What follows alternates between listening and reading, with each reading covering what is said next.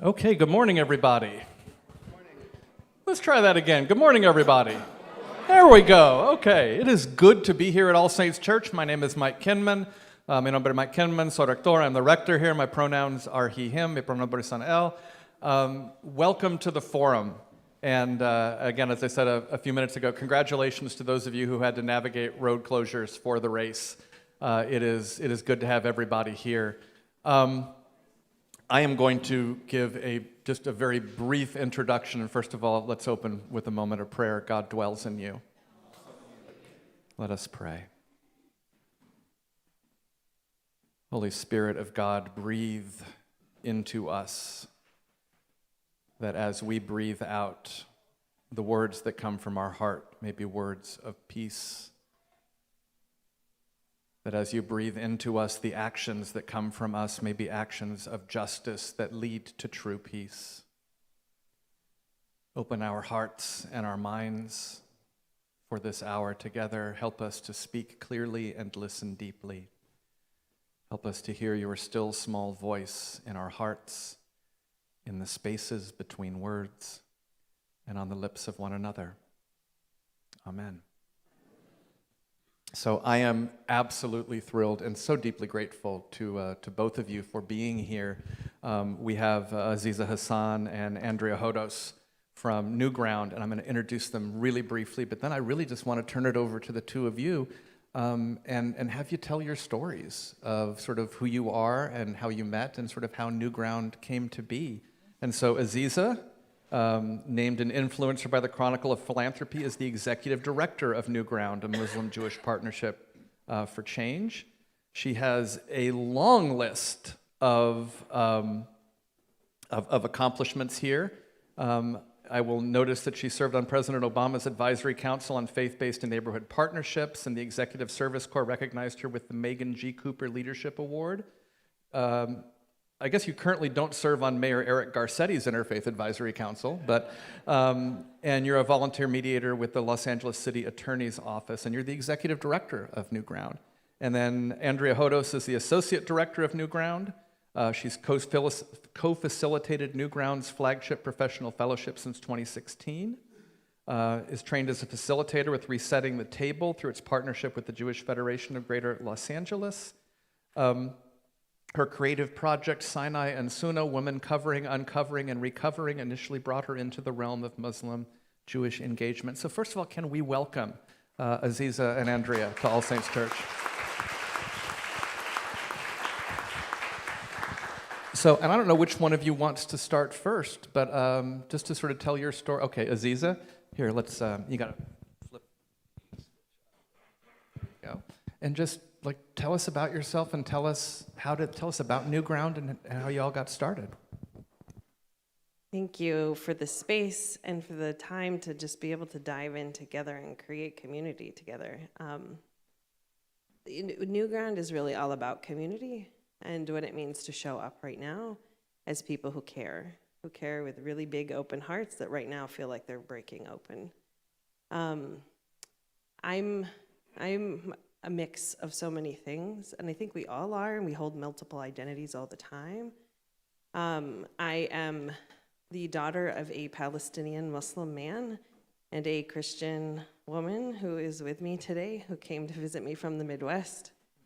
As a surprise, I saw her in my living room on Friday, and I just started to weep in her arm.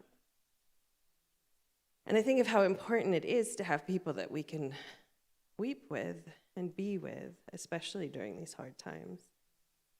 But when we were growing up, my parents made a clear decision that they were going to raise us Muslim, but I attended all of the Christian services with Mom. And we lived in Jordan. And so it always felt like there was a divide that I had to cross. That I was something where somebody didn't want to accept something about somebody that I loved. Could have been my parents, could have been somebody else who's a loved one. And that desperation and need to know that that other person also belonged in the tapestry because they deserved love too. And I think we're really at this poignant moment right now where I'm looking at people that I love and they're in such deep pain and they can't see the pain of other people that I love. and how essential that work is right now. That we all just want to belong, and we want to know that our lives are sacred. And so it feels like my parents kind of made the decision for me, but that every time I want to walk away from the work, God tells me, no, here you go. And that we have to walk, and we have to call to people with love. And so NewGround is based off of a lot of really hard work. Some of the folks in the earlier days, Virginia Classic has been in a lot of the earlier meetings. They were talking about a couple of decades ago, and even before that, where we saw the work of Dr. Maher Hathout, Reverend Regis, and Leonard Bierman, of all of blessed memory, and how they really worked hard to still be together, and how there were moments of fracture. And I remember being here at All Saints Church, and here, down upstairs, and all sorts of other rooms, where we were talking right in the midst of the hardest moments. And bearing witness to one another, but bearing witness in a way that didn't diminish, but instead allowed the holding of space for one another. And so NewGround learns from those efforts and from where the fractures are, because right now we're really fracturing in really awful ways, and we really need to step into this. And so NewGround really focuses on professionals coming together, high school students coming together, people in community coming together, and having a longer arc experience, but really where compassion is at the center, where we can hold one another and also hold ourselves, that the full integrity, there's nothing in me my identity that is off the table, and there is nothing in Andrea's identity that is off the table. It is very much in the room. And so that's my nutshell, and I'm sure Andrea will cover more.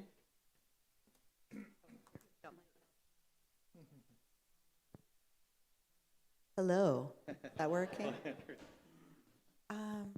So I'm going to do something coming off of your prayer, and I'm going to give you a little notice to come up with a little something. But your prayer made me think about what I did this morning. One of the morning practices, not MOUR, not that morning, but early morning practices. I don't pray as much as I wish I did, but I have been every morning grounding myself in some of the morning blessings. And I'm going to sing for you a little bit, one of those. The words are Elohai Nishama Shenatata Bi Tehorahi. God, the soul that you have put in me is pure. And then there's some lovely rituals of washing the hands and saying a blessing that's about the goodness of our bodies and the capability of our bodies and our gratitude toward God for putting us in these bodies. I'm not going to do that part. I'm just going to sing Elohai Neshama. Elohai Neshama Shenatata Bi Tehorahi.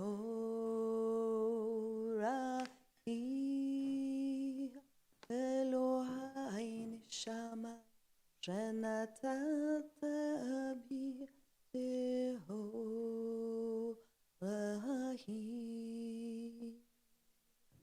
Elohai Neshama Shenatata Bi Tehorahi.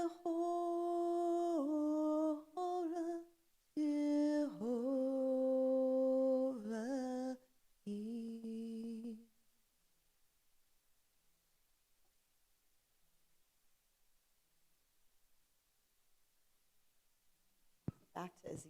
Just a moment. I'm sorry to put you on the spot, but it seems like we should all get equal time. I appreciate that a lot. In my tradition, cover my hair because it is a prayer, part of how I show reverence to God. And so I would just ask you to feel the words. This is actually the prayer that Moses is named, it's quoted in the Noble Quran, and it's the prayer that Moses gave when he was commanded by God to go speak truth to Pharaoh, the greatest oppression of all times, who was giving was doing awful things to Jewish children and Jewish babies. And it just feels especially relevant right now. And so Moses says, God, open up my chest. Help me ease my path in front of me, and untie this knot from my tongue, and raise my brother to be an aid to me, and that we can all come together. That's the rough translation out of order. And it starts in the name of God, the most compassionate, the most merciful. Bismillahir Rahmanir Rahim. Allahumma shrah li sadri wa yassir li amri واحلل عقدة من لساني يفقهوا قولي. صدق الله العظيم. آمين.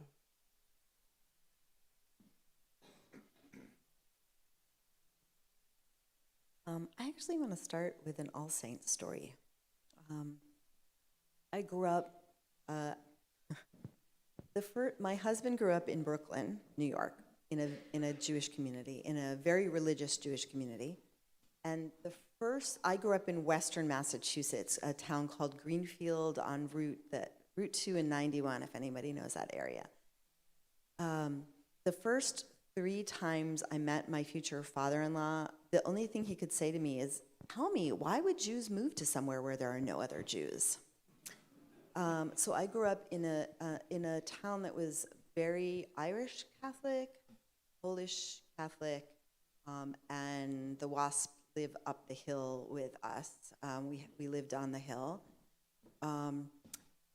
And we had moments when we would be invited by a friend of ours who was a pastor to kind of celebrate as guests for Christmas, and that was very meaningful. But a lot of the time, it was really hard for me as a Jew growing up, kind of around many Christians who really didn't understand. And my husband and I come often for Mass here, and there was one night we were here, and it was Reverend Bacon's last sermon, where he stood and said, we do not believe in, now I'm blanking on the name, supersessionism. And it was a very important moment for me. I felt seen, I felt in partnership, really for the first time in my life with Christians. And I'm so grateful. And I remember watching the pageantry and just tears streaming down my face because I felt safe. I felt safe. And that safety is really hard for all of us in different ways. In this moment, I'll tell you in a moment how I came to be involved in NewGround, but in this moment, all of our deepest traumas have been triggered and are happening in real time. Israeli Jews who have both Holocaust backgrounds and families from North Africa where there was a lot of violence at certain moments for Jews, which led people to land in that place. And that was all brought up, including trauma from especially the Second Intifada, where buses and cafes were blowing up on a regular basis. So that was all re-triggered. And what happened in the kibbutzim, it's important for me to say, I know there's a lot of information and misinformation there. The things that happened in the kibbutzim really happened, and they were really a reminder of deep traumas from the past. Palestinian trauma there, Palestinian trauma of annihilation and of erasure. And now there is deep, deep, unimaginable loss. My friend has lost 69 family members in the last week. And she's still speaking with me, which I feel is an act of deep grace. I don't feel it's owed to me at all, as someone with deep connections to Israel. And yet, she still knows that I'm with her, and she's still willing to be with me. Am I? Yeah, you can still hear me. There is deep trauma for Jews in the diaspora that people will abandon us. And people, I think especially people who have been in liberation spaces that they thought were also about their own liberation and not just about other people's liberation. Many of us are feeling that people don't really see and understand, that they don't no longer have capacity to hold compassion for Jewish civilian life, that it just isn't seen because of some of the polarization we're experiencing in our movements. I want to let Aziza speak to the trauma of Palestinians in diaspora, Palestinians who left, who were kicked out, who were chased out in 1948 and have not really had a chance to be there, and what they're hearing as they hear, just move, just go into Egypt for a little while, and then you can come back. I want to let you speak to that. And then I also will let you speak, but I want to say in my work in NewGround over the years, each year, I think I understand better the trauma of post 9/11 on American Muslims, the fear, the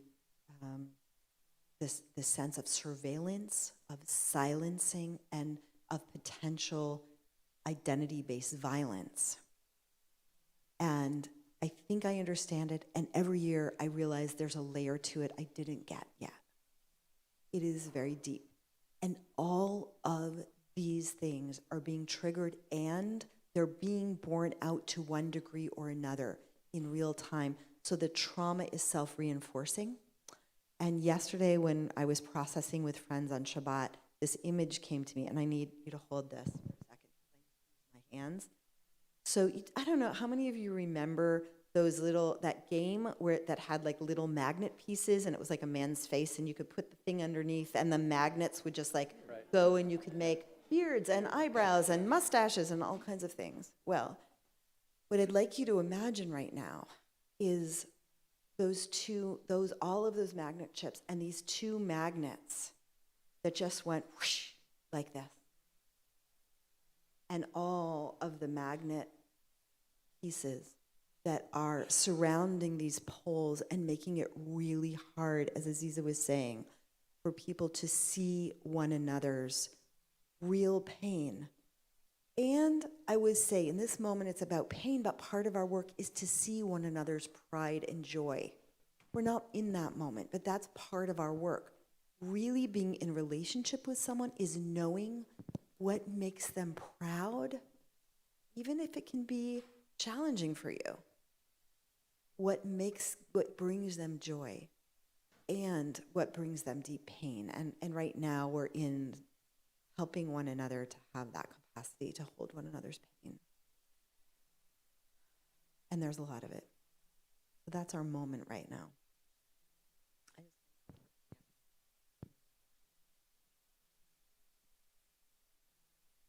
I think having spaces to be able to name the things that hurt is so critical, especially where we can hold it in the same space together.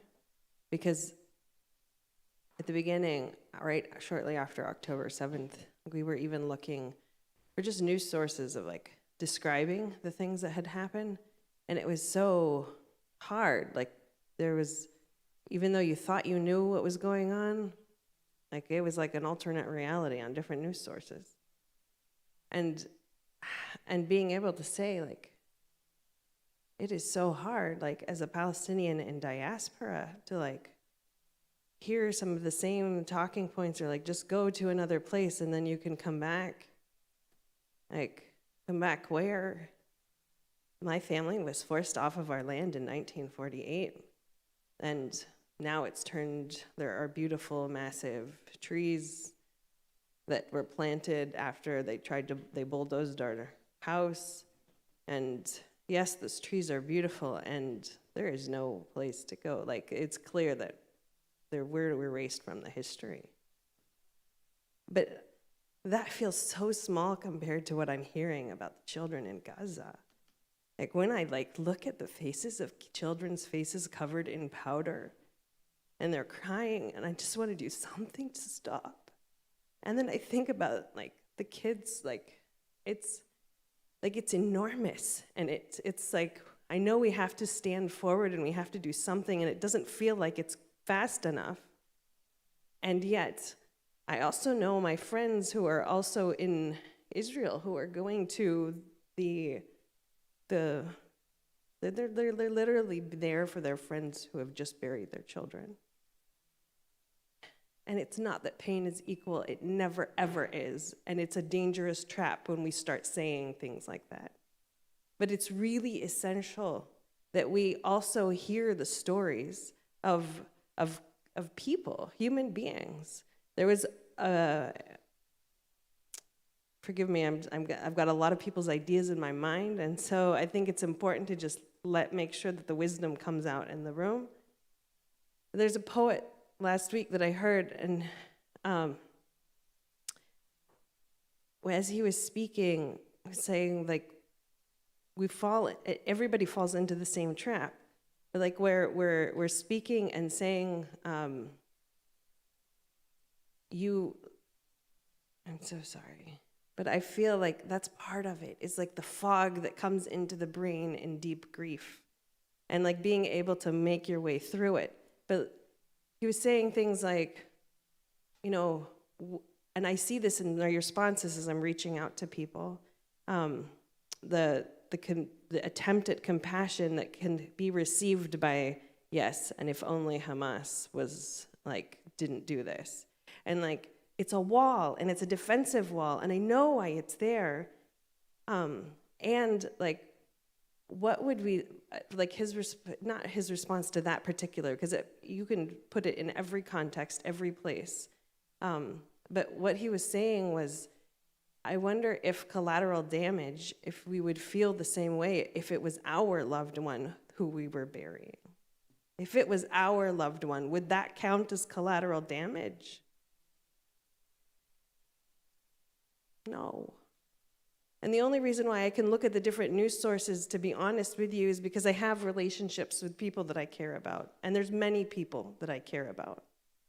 And I look at people and I see the news, and I know that as an activist at heart too, I have to do something of consequence. But what I've also seen is that in our spaces, we've really, when we're meeting people in their grief, it's important to bear witness in the way where you're meeting them where they are. And so it's maybe individual conversations, maybe it's convening people in groups, just of affinity groups, maybe it's Muslims, maybe it's Jews, maybe it's Christians, maybe it's whatever the combination of the affinity is, or maybe it's across. And the people who are willing to be in a space that's across are interestingly, are the people who are also needing to care and tend for other people, and they need to be rejuvenated too. And that is also holy work. And so how can we make sure that we are actually making sure that we're investing in making sure that people who are connectors and bridge builders are not getting exhausted and are replenishing so that we can all step into this work? I want to just give a couple seconds.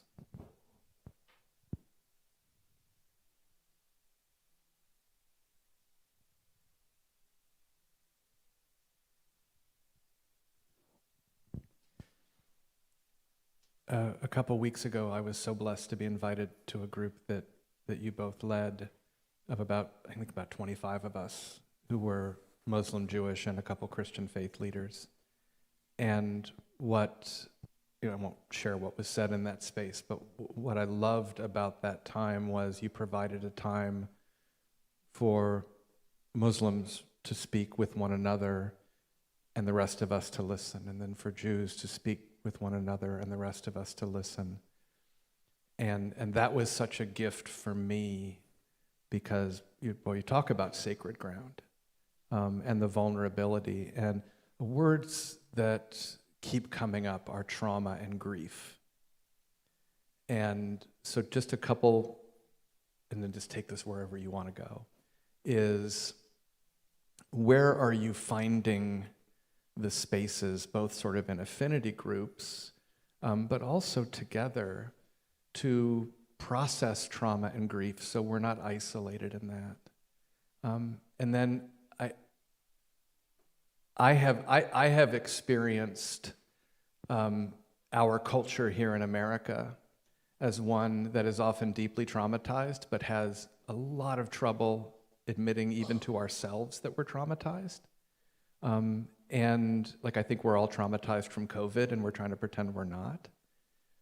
And you know, I look at what's happening in Gaza and other places, and it's just like, these are deeply traumatized people on every possible side. So where do you see that conversation happening? Where does trauma healing look like here and also there? So I want to come back to my magnet metaphor, and also my experience here that I shared with you. There was something about being seen that made me feel safe. And this is the work in our space. The work in our space is about holding deep compassion for self and deep compassion for others. That when we can create spaces that allow for that allow people to be seen as they want to be seen, that will allow them to see others, it creates a bridge even across differences.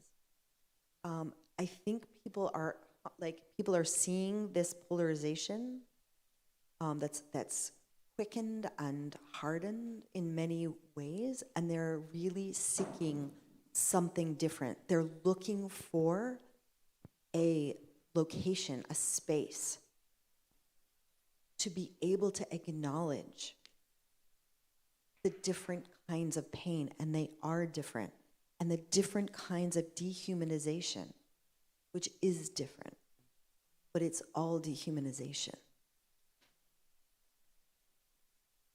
There was an article in the New York Times that I think that the outpouring that we've received of gratitude for this story, the number of people who've reached out and said, I cried when I was reading this story.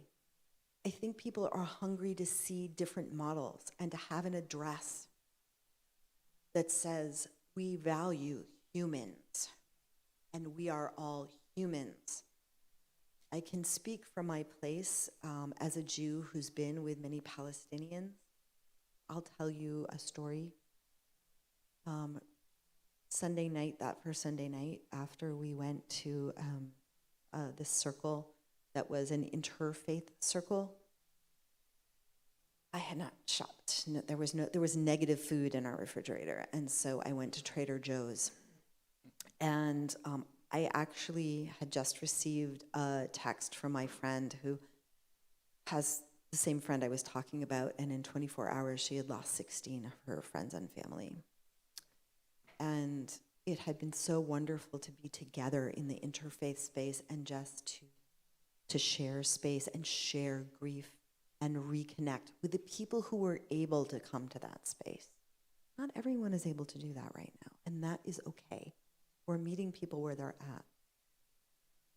I froze. It took like a couple of texts to friends and talking with one of the Trader Joe's guys who helped me find the coconut milk, which I was standing right in front of, before I was able to unfreeze enough to like remember what I needed to shop for and how we cook for ourselves in our house. And I was at the checkout, and there was a bagger and a checkout person, and it was Trader Joe's. Says, "How's your evening?" And I just looked at them and said, "I work with Muslims and Jews, And they just looked at me and said, "Oh, we're so sorry." And I thought they got it. And I mentioned the Palestinian 6-year-old boy who had been murdered in Chicago because he was a Palestinian boy. And the bagger looked at me and said, "There are Palestinians in Chicago?" And it's important in this context for us to know that deep pain of erasure that Palestinians, in particular Arabs and generally Muslims, feel often in our U.S. environment. Along with the pain that my people are holding right now, as many people are rejoicing in the death of our people. And that is also happening. I was going somewhere with this. Okay.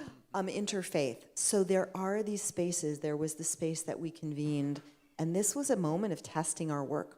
We were created. I've been involved with NewGround in certain ways since the beginning because my husband was the president of the PJA, or he's on the PJA, Progressive Jewish Alliance board, when the Progressive Jewish Alliance and the Muslim Public Affairs Council said, leaders in the city, interfaith leaders, Muslims and Jews, can no longer sit at the table to talk about housing issues or homelessness or hunger because they can't talk with one another, and we need to change this. And that was what NewGround was born out of. So my husband was part of those conversations. We were part of a precursor. When they started NewGround, I was too old to do the fellowship. And as soon as they opened the upper age limit, Aziza Facebook messaged me to say, "Andrea, I wonder if you know anybody who might want to do," and I think before she even pressed the button, I said, "Are you kidding? I'm there." And then the Jewish leader for our high school group, I had been a high school teacher for almost a decade, and the Jewish facilitator of our high school group was not able to continue for the year, and they were like, the first session was just 2 Muslim facilitators, and so they like invited me on board. So the year I did the fellowship myself, I also became the facilitator for the high school program for a couple of years, and then that was that's history, and here I am full time. I'm full time in my heart and in my personal life, which my husband calls my work balance. But it's where I live. I mean, I have deep connections to this work in many different ways. So I feel like we proved the concept. We proved concept, even though we haven't done an official evaluation yet, and we're going to do that, and we're going to find out how our fellows have taken this work and enacted it in their own lives. But the fact that we were able to bring 25 leaders to the table, and they were able to say the hardest things, or some of the hardest things, to one another, and everyone stayed in the room. And I think most people felt at the end, as uncomfortable as it was, they felt more connected. Most people. And they'll come back. Many of them will come back. And I feel like that is kind of proof of concept, that this is important to keep our city healthy, in a healthy place, in a moving forward, healing place when we're able to do that work.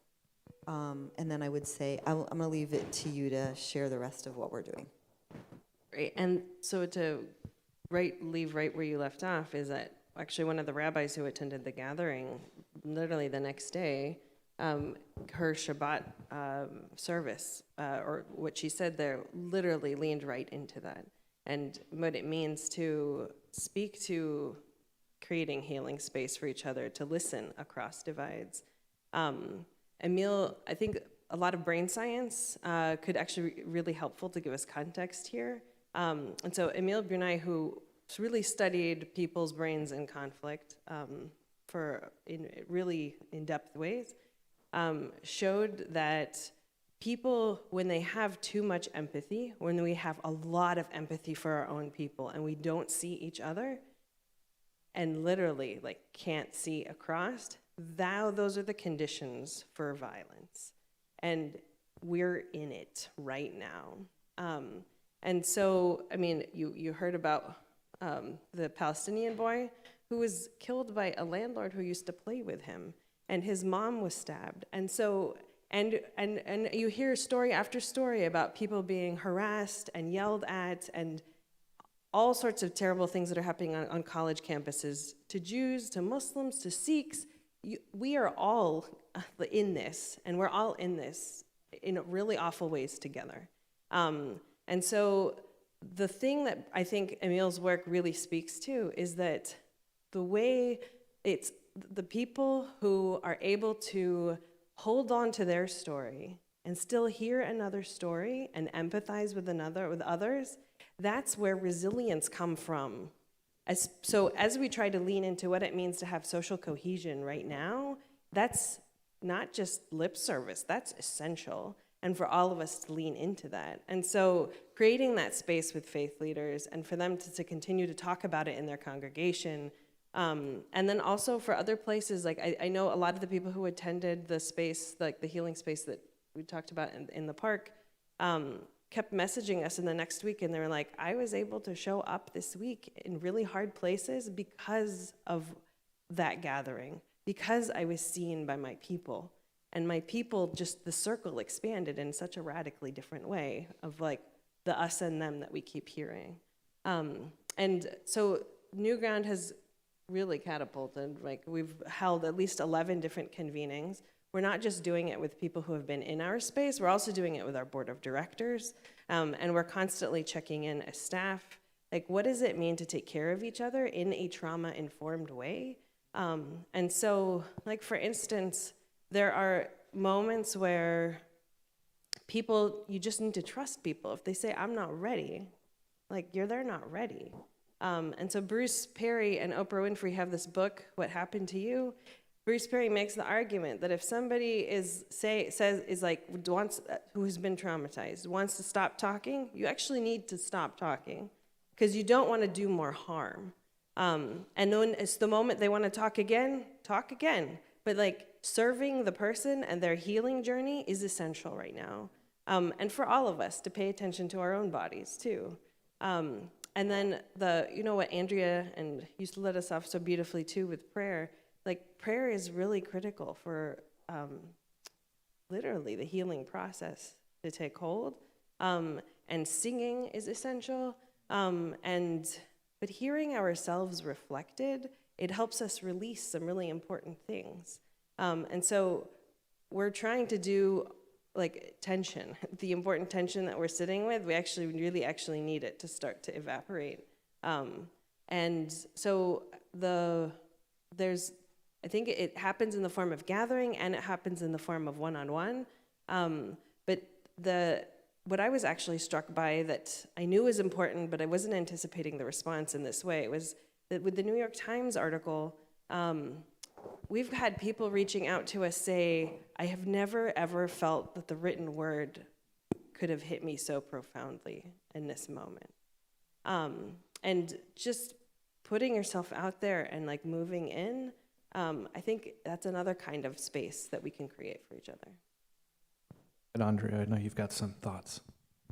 Andrea. I want to share, one of the things that we do these cohorts and then they go off and we don't have the capacity to do quite as much work with them as we want to be able to do. So in a lot of the time we've been reaching out, inviting people to intra-faith spaces, some on Zoom, some in real life. Some people have been showing up for that. Some people just need to be in touch with us and just reach out to us to let us know they're thinking of us, or us reaching out to them. But they're not really ready to come back into the space because even the intra-faith space can be very challenging. So for people who are deep in it, for people who have family members who are currently being held hostage, for people who have, that would be Jewish families, maybe some with Holocaust backgrounds who know people who have been killed or are being held hostage in Gaza, for Gazans who have family members on the ground, we cannot expect them to come back to this space. We can just keep reaching out to them. But we don't know always how the alumni are doing in relation to one another. And last night, after Shabbat was over, I went on the internet for the first time, and 'cause I turn my phone off on Friday afternoon, and I received this beautiful message, which really did matter to me, and I want to share it with you. This is from one of our Jewish fellows from about 5 years ago. She said, "Many of us from our cohort have been reaching out to each other individually. I thought you might find that comforting to know, in case you weren't aware. Muslims and Jews, you are doing great, important, lasting work." And that was really important to hear, because sometimes there's silence, like we just don't know. And I think it's really important for everyone who's feeling like they're isolated, like there's silence around them, which a lot of people are feeling right now, that sometimes you need to give yourself grace, and sometimes you need to give your other people grace. And if you feel that someone's been silent, sometimes it may be you they need to hear from first, and then they may return with, "I just didn't know what to say." And if you are someone if you are in this room and you're a Christian person, and you have Jewish friends, and you have Muslim friends, and you haven't yet reached out to them, you absolutely can do it.